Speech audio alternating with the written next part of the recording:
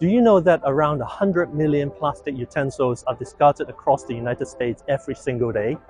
Billions of disposable cutleries are being washed into our oceans every year, and we need to stop this. I'm Eric, founder of Uphold Living. Let me introduce to you Uphold Cutlery. Travel cutleries have been around for decades.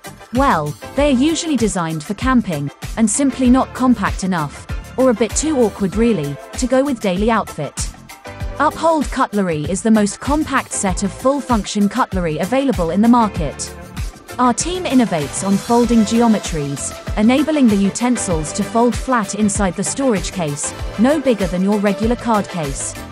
We produce the design specifically for urban users, like working professionals and weekend goers, who tend to travel light and are conscious about the portability and style of things they carry.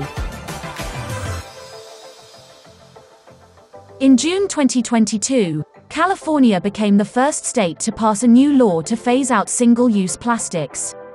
Very soon, the rest of the US would follow, like what many other leading countries around the world have already done.